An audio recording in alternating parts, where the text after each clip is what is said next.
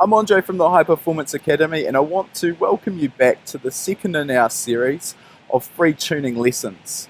Now, in our last lesson, we looked at the fuel delivery and air fuel ratio on a Nissan 350Z running an AEM Infinity ECU. And at the time, I said to you that there's really only two things we as tuners are trying to do when we take away all of the advanced features that these new ECUs have and new engines have. One of those things is we're tuning the fuel delivery through the fuel injectors, and the other part of our job is tuning the ignition advance or ignition timing. So in this lesson, we're going to look at that second part, which is the ignition timing. Before we get into that though, we need to discuss a little bit about what we mean when we say ignition timing or ignition angle. So obviously we need something to begin the combustion event, and the aspect that does that is obviously the spark, jumping the gap in the spark plug. And the point during the engine cycle where that spark occurs is really critical to both the performance of the engine as well as its reliability. And the point that spark occurs in the engine cycle is the ignition advance angle. Now, we need a way of referencing that or talking about what that ignition angle actually means. And to do that, we need to discuss briefly the four-stroke process. So that's the principle behind which most internal combustion piston engines operate on. And the point that we're going to reference is where the piston is at the top of its stroke on the compression stroke. So it's already inhaled a new charge of fuel and air, the valves have closed, and the piston's moved up to the top of the bore.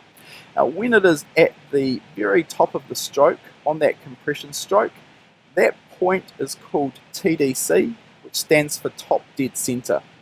So we consider this point to be the 0 point in when we're referencing our ignition angle. So our ignition timing or ignition angle is referenced relative to that point in the engine cycle where the piston has reached top dead center. So generally, when we're talking about ignition advance, the ignition advance angle will be in degrees of crankshaft rotation before top dead center. So we actually normally start the spark event as the piston is still coming up towards the top of the stroke during that compression stroke, as it's compressing that new charge of fuel and air. So now we understand a little bit about the terms. Let's have a look at a diagram that explains exactly what's going on inside the cylinder. So here we have a graph of the pressure inside the cylinder as we move through the combustion cycle. So on the left axis here we have our combustion pressure. So this is the actual pressure being measured inside the combustion chamber. Across the bottom axis here we have our ignition angle, and you can see that we've referenced this 0 degree point here in the center. Now that 0 degree point, that is that point I just discussed, TDC or top dead center. That's the point where the piston is at the top of the stroke.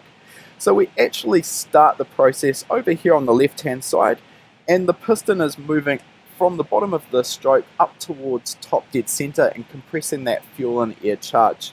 I've got 3 points demonstrated on this graph, and we're going to talk about each of them individually, but you can see that as we move to the right here, the pressure being measured in the cylinder naturally starts to increase, and that's simply because as the piston compresses that fuel and air charge together, the pressure naturally rises because it's got nowhere to go. Remember, the valves at this point are closed, and as the piston moves up the bore, the volume of the combustion chamber or the area above the piston, including the combustion chamber, is decreasing as that piston moves up the bore.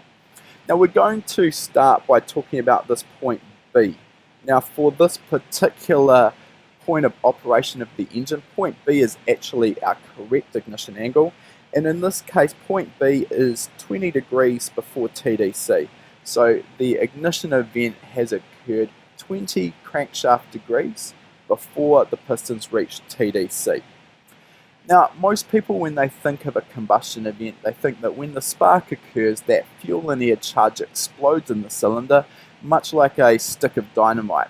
Now that's actually not the case. Under normal combustion, we actually get a relatively slow combustion event or slow burn, and what happens is we get a flame front that starts propagating out from the spark plug. Now, as it moves out through the combustion chamber through the cylinder, that flame front will ignite the fuel and air ahead of it, and what we get is a nice, slow, gradual rise in our pressure.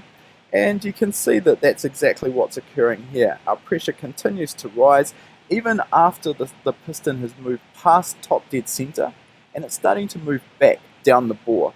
And you can see that our pressure peaks, and it's peaking at around this point here, which is somewhere around about 16 to 18 degrees after TDC.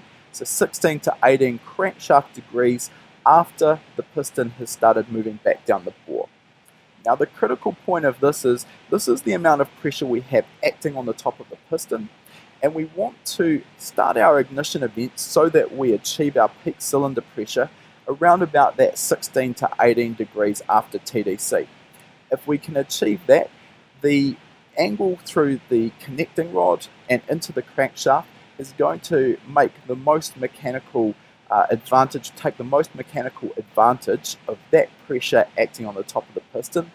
That's going to result in us seeing the most amount of torque possible at the crankshaft, and with that also comes the most amount of power that we can get. So when we're tuning the ignition advance angle, this is what we're trying to do. We're trying to achieve our peak cylinder pressure and get it to occur somewhere around about that 16 to 18 degree after TDC mark. So that's what it looks like when we get it right. Now we're going to look at two examples where we've got the ignition timing wrong. We're going to start now with point C. Now in point C, we've started the ignition event too late. In this case, we're only 13 degrees before TDC, and we call this a retarded ignition event because the ignition event has started too late. Now in this case, there's not enough time for the pressure to really start peaking before the pistons move past TDC and move back down the bore. So what we get is this expanding fuel and air charge being burnt, but it's expanding about the same rate that the piston's moving down the bore. So we get this flame front literally chasing the piston back down the bore.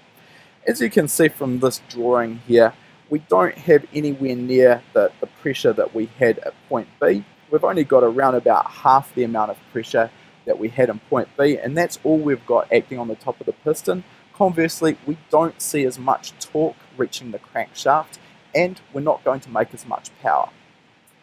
So that's what happens when we've got a retarded ignition event. Now, let's have a look at what happens when we have the ignition event happen too early.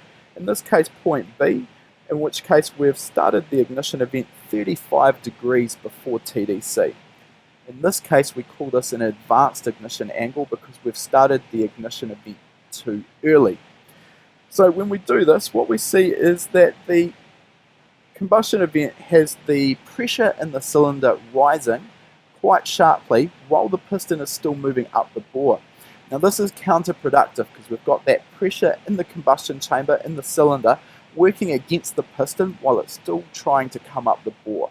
Now that's counterproductive to the engine producing torque, so that's not what we want to achieve, and when we do this we're not going to see as much torque or as much power. Now the other effect that's being demonstrated in this particular drawing is you can see we've got some sharp spiking in our pressure trace here. Now this is indicative of a phenomenon called knocking or detonation. Now remember I said under normal combustion we get a nice smooth flame front and we get a nice smooth rise in our pressure. When we have knock or detonation occur, what's happened is that the pressure and heat in the combustion chamber has become so great that pockets of fuel and air around the outside of the combustion chamber spontaneously combust. Now when that happens, this is exactly like a stick of dynamite exploding in our cylinder. We get a very sharp spiking in our pressure, which is shown here, and that sharp spiking is very dangerous for our engine. It can damage the pistons, it can damage the cylinder head, it can also damage the con rods and the crankshaft, so we need to stay away from that. Okay, so now that we've explained what is actually happening when we're tuning our ignition advance, we're going to have a look at a quick demonstration on the dyno. Now, the graph that I've just shown you is measuring the cylinder pressure directly in the combustion chamber. Unfortunately, unless we're working for an OE manufacturer or a very well-funded race team, the chances are that we're not going to have access to this data. but instead remember the whole reason we're tuning the ignition timing is to optimize the torque. And if we're on a proper load-bearing dyno, we're going to be able to measure that torque. So we're going to have a look at optimizing the ignition angle on our mainline chassis dyno.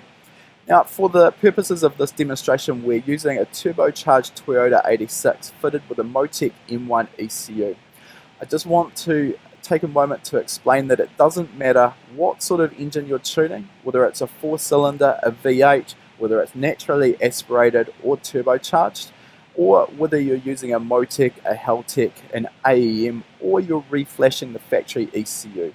And remember, it's the core principle of the ignition timing that we're going to be talking about and looking at here. So it's applicable regardless of what platform you're tuning on. So let's just drop into our laptop software here, and here you can see we have our ignition table in the Motec M1 ECU. Now for this demonstration, I'm going to be running the car in 4th gear, and we're just going to look at tuning one area of the map at 3,500 RPM. Now before I got started, you can see what I've done here is I've highlighted a section of cells in the table, and I've set them all to 20 degrees of ignition timing. So remember, that means that our ignition event is happening 20 degrees before TDC. And what I'm going to do is we're going to use the torque optimization function in our mainline dyno, and what this will do is it will plot the torque being measured by the dyno as we vary the ignition advance. So we're going to start that now, and all I'm going to do in the laptop software is I'm just going to highlight all of the cells that we're running in, and I'm just going to advance the timing, and as we advance the timing, the dyno will plot how the torque is affected by the ignition advance. So we're just going to do that, and we'll step through the ignition table until we see the torque peak.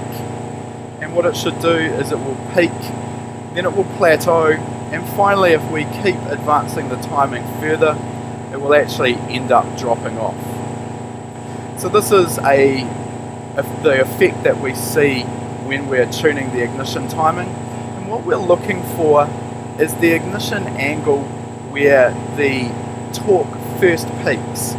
Now that point is known as MBT, which stands for maximum brake torque timing.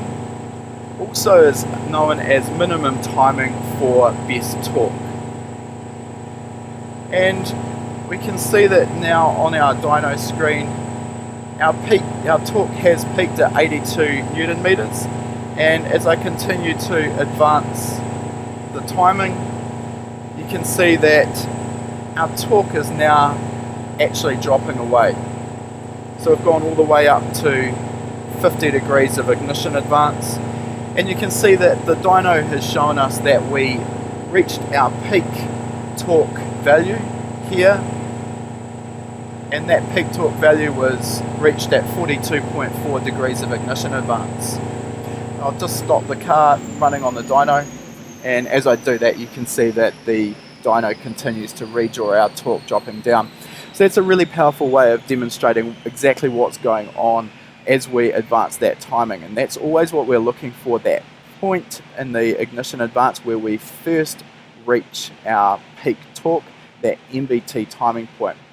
Now of course, when I'm tuning a car on the dyno normally, and I'm not presenting a lesson like I am here, I'm always going to be listening with an audio knock detection system to make sure that the engine is not knocking or detonating. We must make sure that we stay away from any knock or detonation that's going to destroy our engine very quickly, and particularly in an engine that is running on pump gas, particularly a turbocharged engine or one with a very high compression ratio.